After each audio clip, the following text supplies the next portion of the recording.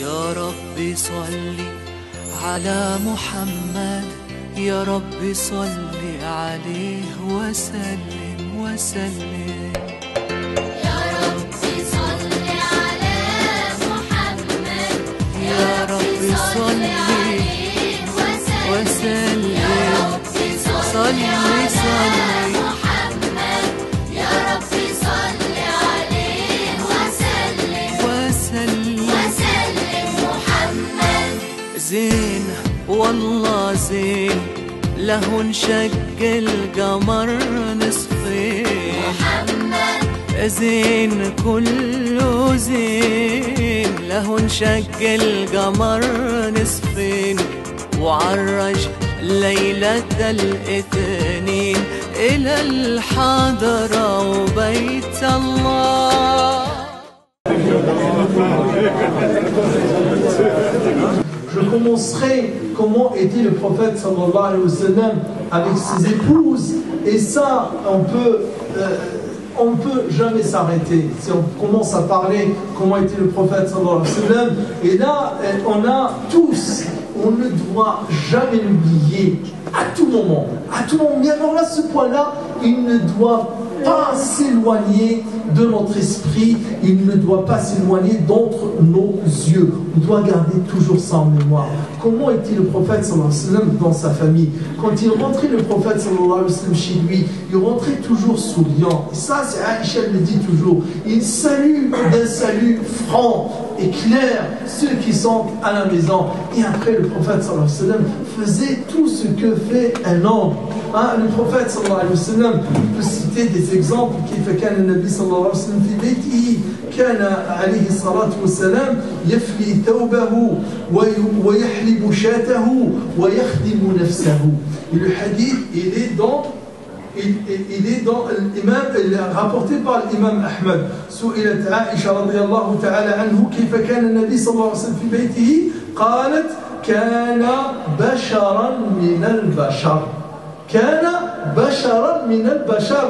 Il était un être humain parmi les humains. Un humain parmi les humains. C'est qui le dit? C'est Aïcha, son épouse, qui le cite comme ça. سئلت عائشة رضي الله عنها ما كان النبي صلى الله عليه وسلم يصنع في بيته، قالت كان يكون في مهنة أهله. كان يكون في مهنة أهله أي في خدمتهم. Il était au service de sa famille. Il était au service de sa famille. في مهنة أهله صلى الله عليه وسلم. فإذا حضرت الصلاة خرج إلى الصلاة. Quand l'heure de la prière arrive, il sort à la prière. Et dans une autre riwaya aussi, dans une autre version, elle est belle aussi celle-là. كان النبي صلى الله عليه وسلم يحدثنا ونحدثه فإذا حضرت الصلاة فكأنه لا يعرفنا ولا نعرفه. Voilà, le prophète sallallahu alayhi wa sallam. Il était là, sallallahu alayhi wa sallam. Il parle, il discute, il converse avec ceux qui sont chez lui.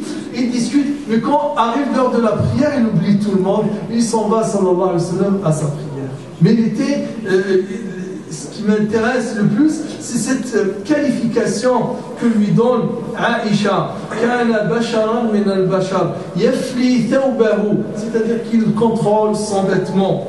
C'est lui qui faisait traire sa brebis lui-même, donc c'est lui qui allait donc traire la brebis lui-même pour chercher le lait. Il faisait ce qui est des choses à lui, ça était à son propre service. Il n'était pas assis sur un fauteuil, allez toi ramène-moi ci, toi ramène-moi ça, toi va chercher telle chose, etc. Non, ça c'était pas le prophète sallallahu alayhi wa sallam. Il faisait les choses lui-même pour lui-même. وفي رواية أخرى كان يخيط ثوبه ويخصف نعله ويعمل ما يعمل الرجال في بيوتهم. Et aussi le prophète sallallahu alayhi wa sallam dit, et donc il recousait lui-même son vêtement et raccommodait lui-même sa chaussure, et faisait tout ce que font les hommes chez eux. Il faisait tout ce que font les hommes chez eux. ويعمل ما يعمل الرجال fi buyutihim. Ça, c'était le prophète sallallahu alayhi wa sallam avec ses épouses. Il n'a jamais levé la main, sur aucune de ses épouses. Et Dieu sait comment certaines parmi ses épouses, radiallahu anhunna wa ardahunna, qui étaient caractérielles, qui étaient de fortes personnalités, le mettaient en colère, mais il ne s'énervait jamais, sallallahu alayhi wa sallam. La plaisanterie du prophète sallallahu alayhi wa sallam avec ses épouses, la simplicité de la relation du prophète sallallahu alayhi wa sallam avec ses épouses doivent être un exemple pour nous. Doivent être un exemple pour nous. On doit les revisiter chaque jour et pour corriger notre comportement à nous. De même, aussi, le prophète sallallahu alayhi wa sallam avec ses filles. Quand on lit comment était le prophète sallallahu alayhi wa sallam avec ses filles, كيف كان النبي صلى الله عليه وسلم مع فاطمة، كانت لما تأتي فاطمة رضي الله تعالى عنها عند النبي صلى الله عليه وسلم، كان النبي صلى الله عليه وسلم يقوم ويذهب إلى فاطمة ويقبل يد ابنته فاطمة ويقبل رأس ابنته فاطمة ويجلسها أمامه. فاطمة, jeune fille du prophète sallallahu alayhi wa sallam, quand elle venait chez lui, le prophète se levait et allait à la rencontre de sa fille. Il la prenait, il embrassait la main de sa fille et l'embrassait le front de sa fille. Vous imaginez un peu une fille qui a un père qui l'honore tant, qui lui exprime tant cet amour. Et on a besoin de ça. On a besoin de ça, surtout envers nos filles. Et surtout envers nos filles, on a besoin, surtout dans cette société-là, la société française, cette société arrogante, qui pense donner des leçons en matière de relations avec la femme et de relations avec les filles. Montrez-moi un seul être qui a le plus réalisé cet idéal de cette société qui se comporte de cette façon avec ses filles. Le prophète sallallahu alayhi wa sallam, en donnant cet amour à Fatima, en exprimant ce respect à Fatima, il a fait que Fatima soit une personnalité très forte. Fatima, elle était forte de caractère, elle était bien sûre d'elle, et elle était fière d'être la fille du prophète sallallahu alayhi wa sallam, au point où elle osait parfois dire des choses à Abu Bakr et dire des choses à Omar dans le respect bien sûr, mais ça montre bien comment l'éducation que le prophète sallallahu alayhi wa sallam lui a donnée et l'amour que le prophète sallallahu alayhi wa sallam lui a donné en fait une personnalité très très forte. Donc nous devons parler de ça, nous devons parler comment était la relation avec le prophète sallallahu alayhi wa sallam. Quand on parle de cela, certains trouvent parfois à critiquer le comportement du prophète sallallahu alayhi wa sallam. Il y a même il y a quelques années, en 2006, il a traité le prophète sallallahu alayhi wa sallam de polygame. Et alors, polygame, comme on dit, espèce d'ignorant, d'incompétent, et polygamie encore, sans maître, parce qu'il ne peut pas le nier. Son maître, c'est qui? Voltaire. Il avait dit, je l'admire encore, comment il a fait régner la paix parmi ses épouses. C'est dans le livre. Je l'admire, dit Voltaire. Comment il a fait régner la paix dans sa maison parmi ses épouses. Et là, après un Jayah, il va dire polygame pour le prophète. La polygamie du prophète, c'est une mine d'or et c'est un trésor d'enseignement à tirer pour nous aujourd'hui. Ce n'est pas une polygamie de plaisir, ce n'est pas une polygamie de luxure, bien au contraire, c'est une polygamie bien plus noble que cela. C'est une polygamie complexe qui avait un sens et un rôle sociétal, un rôle politique, un rôle humain, un rôle social. Elle avait un rôle de comportemental. C'était ça la polygamie du prophète sallallahu alayhi wa sallam. C'était pas une polygamie de plaisir. Non, loin de là. Le prophète sallallahu alayhi wa sallam était loin de là. Vous imaginez, je disais il y a 2 jours, le prophète sallallahu alayhi wa sallam dans un hadith une fois, il était là avec Aïcha radiyallahu ta'ala anha, et le prophète sallallahu alayhi wa sallam dit Ya Aïcha, dharini ata'abbadu rabbi, dharini ata'abbadu rabbi. فقالت يا رسول الله إني أحب قربك وإني أحب ما يسرك يا رسول الله إني أحب قربك وأحب يسرك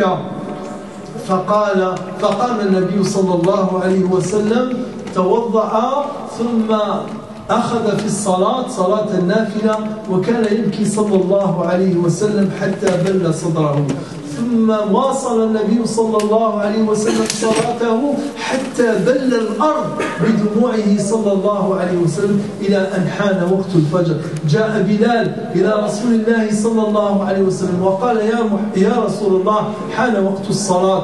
ثم وجد النبي صلى الله عليه وسلم يبكي فقال يا رسول الله أتبكي وقد غفر الله لك ما تقدم من ذنبك وما تأخر فقال أفلا أكون عبدا شكورا أفلا أكون عبدا شكورا لقد أنزل علي الليلة آيات ويل لمن قرأها ولم يتمعن فيها ويل لمن قرأها ولم يتدبرها إن في خلق السماوات والأرض واختلاف الليل والنهار لآيات لأولي الألباب الذين يذكرون الله قياما وقعودا وعلى جنوبهم ويتفكرون في خلق السماوات والأرض ربنا ما خلقت هذا باطلا.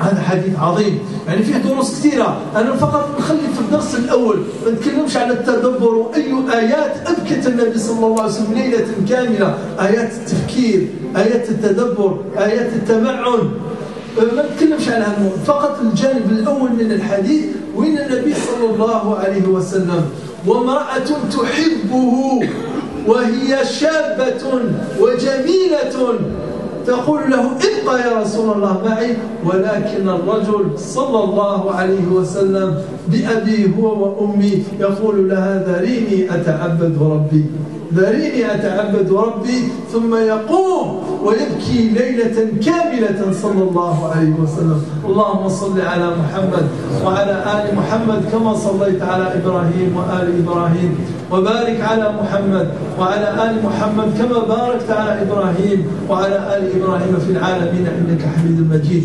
Je disais donc en parlant de la relation du prophète avec ses épouses, donc il m'est venu à l'esprit là ce hadith du prophète sallallahu alayhi wa sallam. Une fois il était avec Aïcha et donc il a dit oh Aïcha laisse-moi ce soir prier Allah subhanahu wa ta'ala, laisse-moi prier, me lever, je vais me lever et pour prier Allah. Et Aïcha de lui dire oh messager d'Allah, j'aime bien ta proximité, j'aime bien être proche de toi et j'aime bien faire ce qui te réjouit, faire tout ce qui te réjouit d'être à côté de toi. Et là le prophète sallallahu alayhi wa sallam, il a fait ce qu'il a demandé à Aïcha, il s'est levé, il a fait son wudu, il s'est mis à prier sallallahu alayhi wa sallam en pleurant, au point de mouiller sa poitrine avec ses larmes. Et ensuite il continue, sallallahu alayhi wa sallam, continua à prier et à pleurer jusqu'à ce que le sol soit entièrement mouillé des larmes du prophète sallallahu alayhi wa sallam. Et il a continué ainsi jusqu'à l'heure de l'Fajr. Et là, Bilal vient pour avertir le prophète sallallahu alayhi wa sallam que c'était l'heure de l'Fajr. Il trouva le prophète sallallahu alayhi wa sallam dans cet état en pleurs. Et Bilal de lui dire oh messager, pourquoi tu pleures ainsi, pourquoi tu pleures tant alors qu'Allah t'a tout pardonné, tes erreurs passées et tes erreurs futures. Et là le prophète lui répond cette réponse que vous connaissez, que nous connaissons. Ne dois-je pas me montrer un homme remerciant et reconnaissant? Ne dois-je pas exprimer ma gratitude pour Allah de m'avoir fait donner cela, de m'avoir accordé tout ce pardon? Et de rajouter sallallahu alayhi wa sallam, il m'a été révélé ce soir des versets et il dit sallallahu alayhi wa sallam, malheur à celui qui les lit, il ne les médite pas. Malheur à celui qui lit ces versets il ne le médite pas. Certes, il y a dans les cieux, dans la création des cieux et de la terre, et de l'alternance du jour et de la nuit, des signes pour les gens qui sont doués d'intelligence, qui invoquent Allah debout, assis et couchés sur leurs flancs et sur leurs côtés, et ils disent: oh Allah, tu n'as point créé cela en vain. Donc dans ce hadith, il y a bien entendu beaucoup d'enseignements à tirer. Dans les premiers enseignements, dans la première partie de ce hadith, où cette jeune femme, c'est la plus jeune de ses épouses, belle et l'aimant d'un amour que de plus grand amour que peut avoir une femme pour son époux, qui lui demande: reste avec moi, mon messager, et lui de lui dire: laisse-moi prier et laisse-moi adorer Allah Ta'ala. Il passe toute sa nuit à adorer Allah Ta'ala. Je ne citerai pas l'autre hadith où c'est très très beau. Donc, quand une fois le prophète sallallahu alayhi wa sallam de nuit, il est sorti, il est allé à Al-Baqi'. Il est allé à Al-Baqi'. Al-Baqi', c'est le cimetière qu'il y a à Médine. Il est allé à Al-Baqi'. Il est resté un moment, et puis il est retourné chez lui. Quand il est retourné chez lui, sallallahu alayhi wa sallam, donc il a trouvé. Mais en fait, entre-temps, qu'est-ce qui s'est passé? C'est que Aïcha, quand elle a vu le prophète sallallahu alayhi wa sallam se lever de nuit et sortir, elle l'a suivi. Donc elle a suivi le prophète sallallahu alayhi wa sallam, donc elle était sur sa trace, et elle a suivi jusqu'à Al-Baqi'. Et quand elle a vu que le prophète, en fait, il n'est pas allé ni à gauche ni à droite, comme on dit, il est allé à Al-Baqi', il est resté debout un moment, il est retourné, elle a devancé, elle a retourné vite fait chez elle, dans sa chambre, et elle s'est remise dans son lit. Mais le prophète, sallallahu alayhi wa sallam, donc, bien entendu, il est très attentif. Là aussi, il a trouvé que le souffle de Aïcha, il était un petit peu trop fort. Il a trouvé qu'il était essoufflé. قال يا عائشة ما لي أراك حشوا رابيا يا عائشة ما لي أراك حشوا رابيا. Il dit: oh Aïcha, pourquoi je sens que tu es essoufflée et toute fatiguée, toute éprouvée? Qu'est-ce que tu as à être essoufflée tant? Elle lui a dit de toutes les façons, elle lui a dit: Imma tukhbirini ou yukhbiruni al-alim qadir. Il lui a dit de toutes les façons des deux choses: ou tu me dis la vérité, ou c'est lui qui va me dire ça, ou c'est Allah qui va me dire ça. Elle lui dit: on peut rien te cacher de toutes les manières. Elle lui dit Aïcha, elle lui dit: on peut rien te cacher, en fait, voilà, je t'ai suivi tout à l'heure quand tu es sorti de la maison, je t'ai suivi.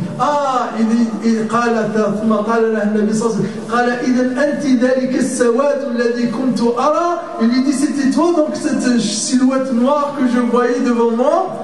C'était toi. Donc en fait, le prophète sallallahu alayhi wa sallam l'avait aperçu, mais il n'était pas sûr que lui, il voyait déjà une silhouette devant lui toute noire qui bougeait, et il ne savait pas que c'était elle. Il lui a dit: en fait, je t'ai suivi. Il lui a dit: pourquoi? Tu crois que je vais quitter ta chambre pour aller dans la chambre d'une autre épouse? Donc pour voir cette attache aussi de ça, juste un exemple, comment les femmes, les épouses du prophète sallallahu alayhi wa sallam étaient tant attachées à lui. Mais en fait, le prophète sallallahu alayhi wa sallam, qu'est-ce qu'il est allé faire à Al-Baqi'?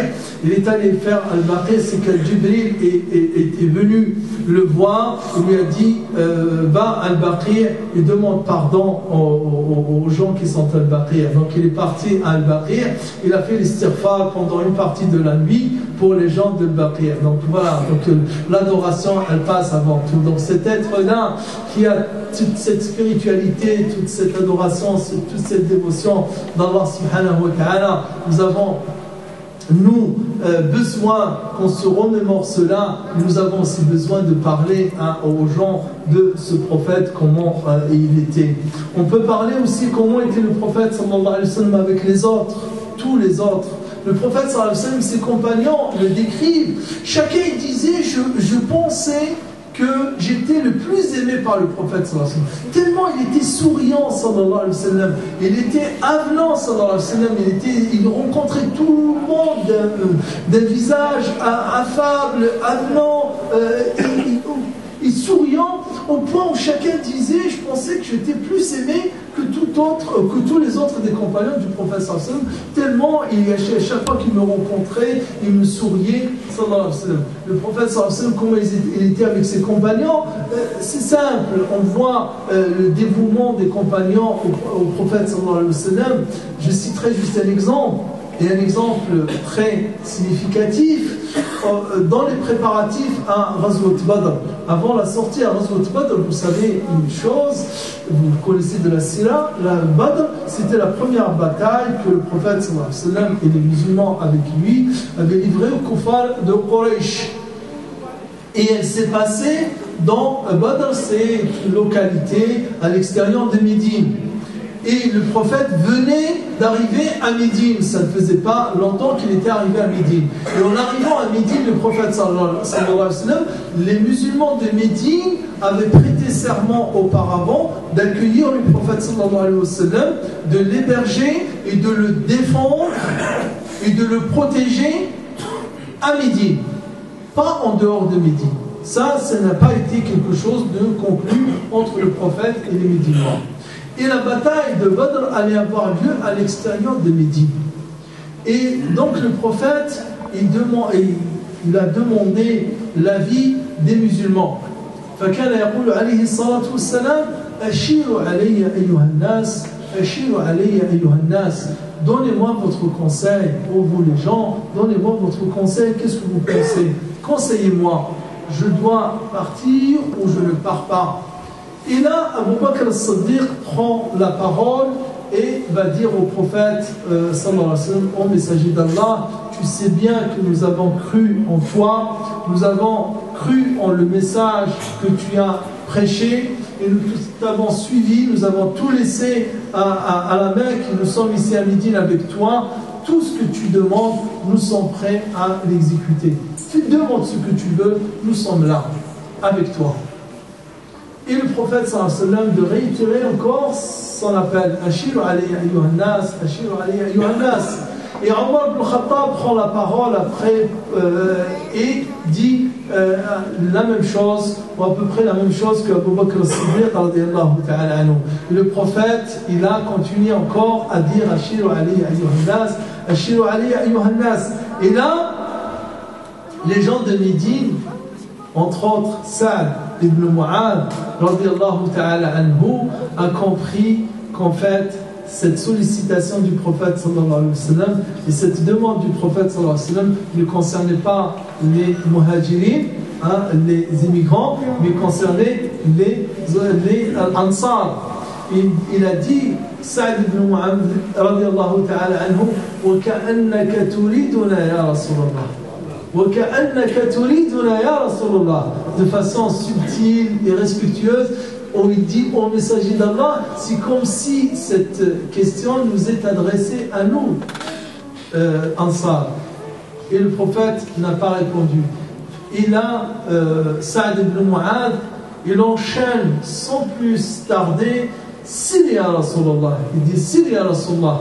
Wallahi, law aradta أن تسير بنا إلى برك الغماد لسرنا معك والله لو خضت بنا هذا البحر لخضناه معك والله لا نقول لك كما قالت اليهود لموسى اذهب أنت وربك فقاتلا إنها هنا قاعدون ولكن نقول لك اذهب أنت وربك فقاتلا إنا معكم. Et là le prophète sallallahu alayhi wa sallam, il a souri sallallahu alayhi wa sallam, il était très, son visage s'est détendu et son sourire radieux sallallahu alayhi wa sallam illumina donc les gens qui étaient autour de lui. Il dit Siru faqad wa'adani Allah ta'ala kada wa kada. On voit comment cette attache du compagnon avec le prophète sallallahu alayhi wa sallam. Vous imaginez, Sa'd ibn Mu'adh, quand on dit il faut se remettre dans le contexte de l'époque, ça n'a pas d'équivalent aujourd'hui. Ou bien on dira à quelques égards, à toutes choses égales par ailleurs, comme si le président d'un parti de plusieurs millions dit oui. Quand il dit oui, à coup sûr que tous les Médinois musulmans diront oui. Personne ne dira non. Parce que Sa'd ibn Mu'adh, c'est lui le porte-parole de tous les Ansar. Et ce n'est pas un porte-parole qui a été élu par le trafic, mais c'est un porte-parole réel dans la tribu et le système de l'époque. Donc ça, on voit l'exemple du prophète sallallahu alayhi wa sallam avec ses compagnons. On peut citer l'exemple du prophète sallallahu alayhi wa sallam avec ses adversaires, le respect que le prophète sallallahu alayhi wa sallam avait. Et ça aussi, ce sont des exemples très importants. On peut citer comment le prophète sallallahu alayhi wa sallam était avec ses adversaires. Et là, on trouvera aussi des exemples très éloquents.